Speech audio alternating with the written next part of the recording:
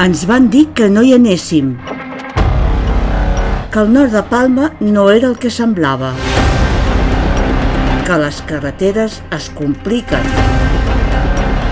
i que alguns llocs millor no trobar.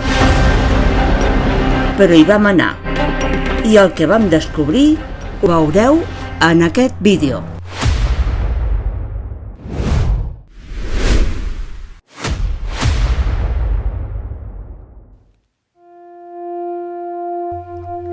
Continuem per la Serra de Tramuntana i ens dirigim cap al nord de la illa.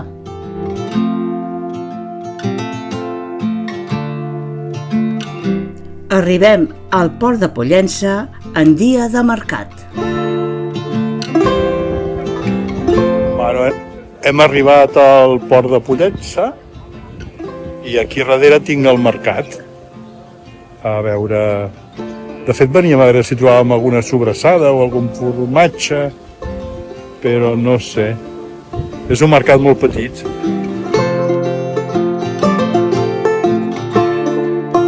Només tenen fruites i plantes. O sigui que el del formatge i la sobrassada, res de res. Haurem de buscar una carnisseria. Exacte. Anem a veure si veiem el port. Ens trobem davant de la parròquia de la Mare de Déu del Carme, al port de Pollença. Dedicada a la Mare de Déu del Carme, patrona dels mariners, i construïda al segle XX, quan el port creix com a nucli.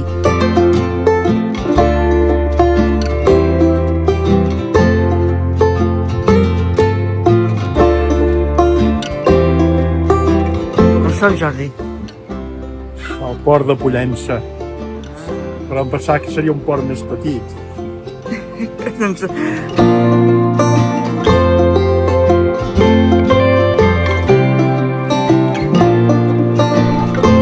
Forma part de la gran badia de Pollença a 6 quilòmetres del poble i envoltat per la Serra de Tramuntana.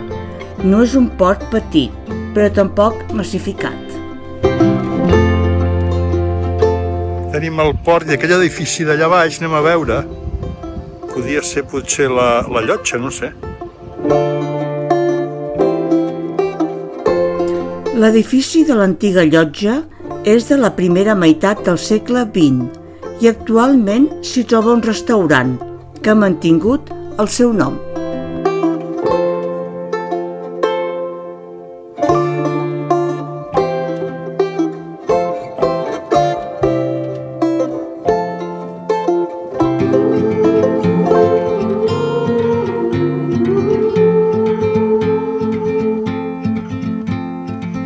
Arribem a un dels miradors més espectaculars de Mallorca, situat a la carretera de Formentor.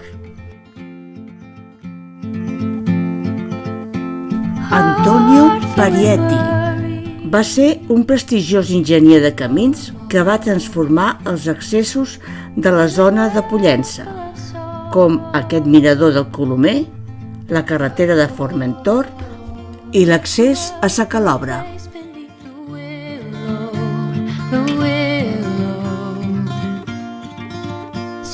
El mirador ofereix una vista impressionant de penya-segats, de mar obert i relleus abruptes de la Serra de Tramuntana. El nom, Colomer, fa referència als coloms que habitaven els penya-segats.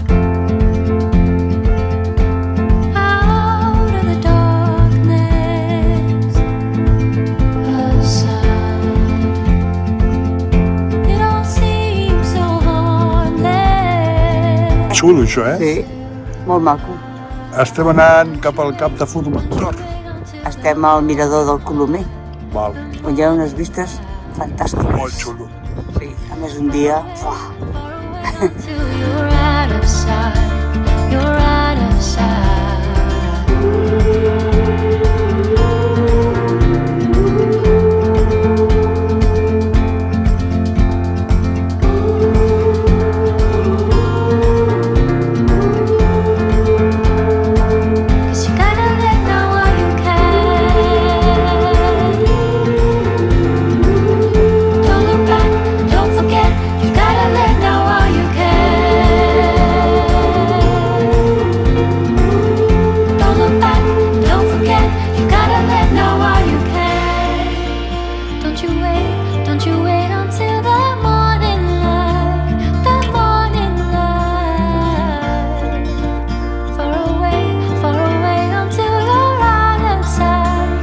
el far de Formentor, inaugurat el 1863.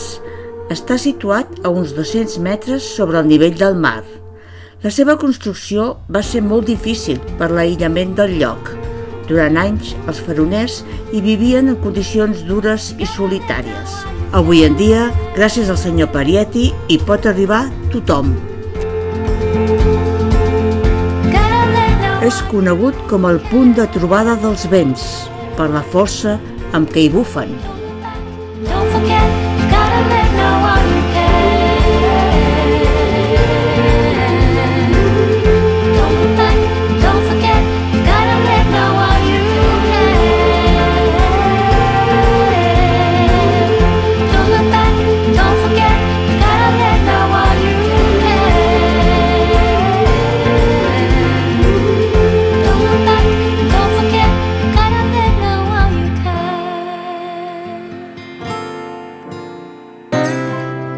I arribem a Alcúdia, un lloc on conviuen tres grans capes d'història, la romana, islàmica i medieval cristiana. Passejar-hi segur que serà com caminar segles d'història. Dins el recinte emmurallat hi trobem l'església de Sant Jaume. Està dedicada a Sant Jaume, patró d'Alcúdia. El seu interior té elements gòtics i destaca el gran rosetó de la façana.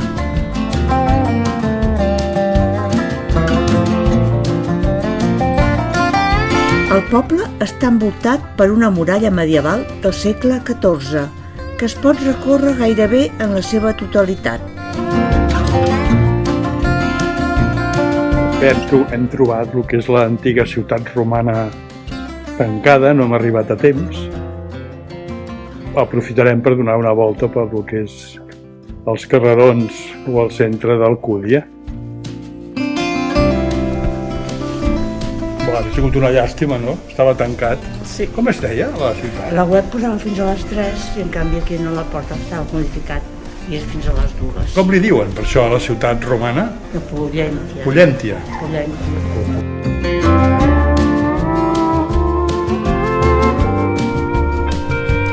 Arribem a la casa consistorial. És l'edifici de l'Ajuntament d'Alcúdia, situat a la plaça de la Constitució. És el centre del nucli antic. És un edifici elegant i representatiu, integrat dins de l'arquitectura històrica del poble.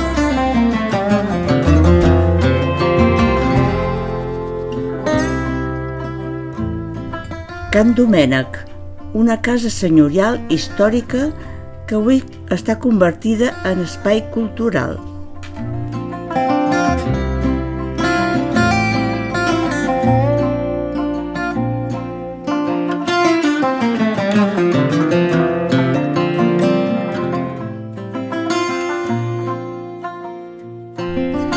Era la porta més vinculada a l'activitat comercial i marinera. Xara era l'antic nom d'Alcúdia. Aquí hi ha una de les entrades i aquí tenim la muralla.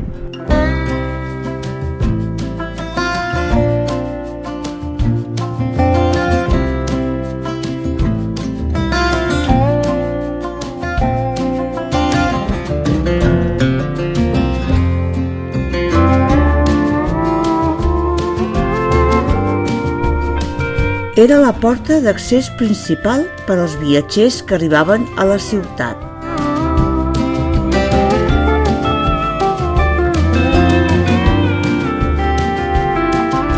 Rep també el nom de Sant Sebastià, patró protector contra les epidèmies.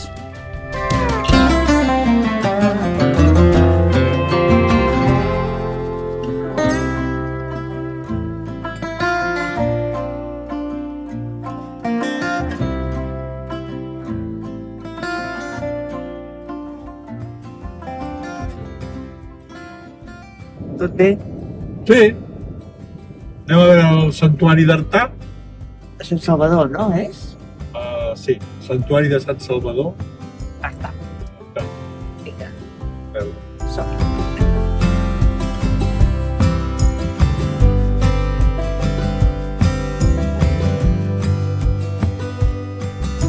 Ens dirigim cap al santuari de Sant Salvador i venint d'Alcúdia és necessari creuar la població d'Artà. El GPS ens hi guia fent-nos passar pels seus carrers abans d'enfilar cap al nostre destí.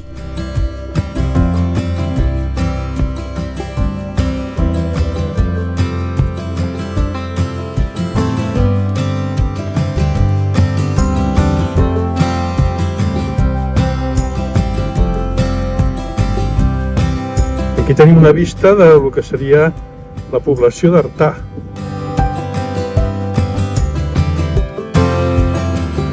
El santuari té origen medieval. Les muralles, encara ben conservades, protegien la població en temps d'inseguretat.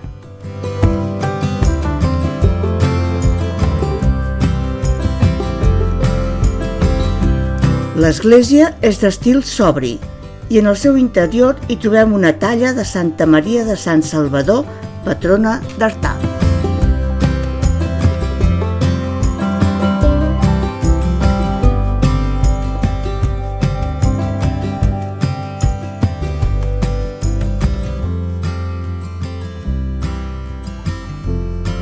Comencem a tirar avall i ens dirigim cap a Manacor.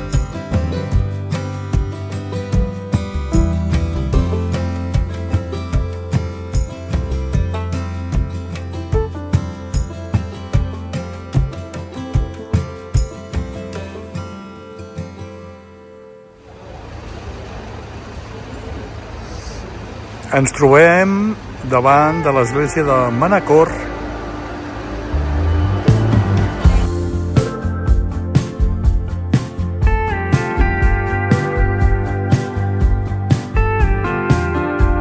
Es va construir entre els segles XIX i XX, sobre una església anterior seguint un estil neogòtic. El seu campanar és de més de 80 metres. És un dels més alts de Mallorca i domina tota la ciutat.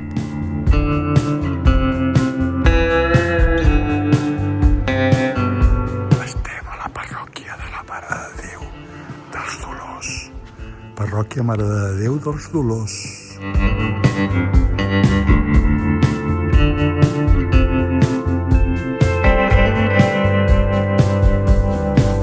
A l'interior destaca la nau central àmplia i elevada.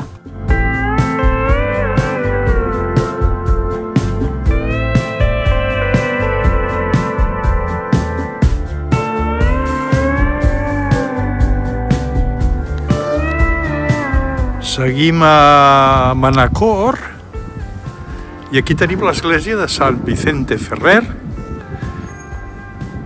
i al costat aquí tenim les banderes aquestes, aquí al costat hi ha l'Ajuntament.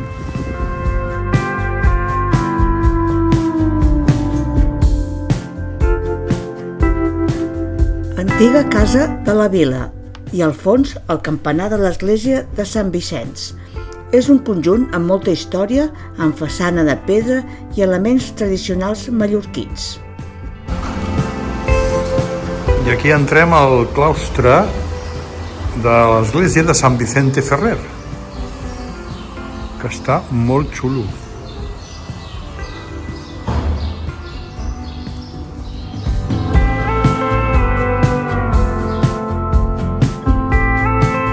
El claustre forma part de l'antic convent dominicà del segle XVI i està organitzat al voltant d'un pati central amb arcs i columnes senzilles. És un dels racons més bonics i tranquils de Manacor.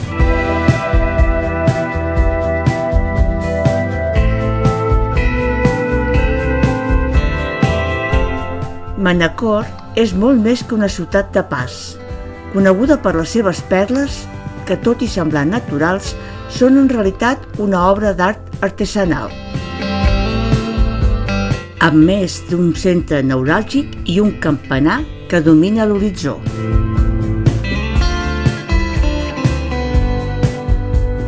I manté una essència autèntica lluny del turisme massiu. En definitiva, una Mallorca més real i més quotidiana.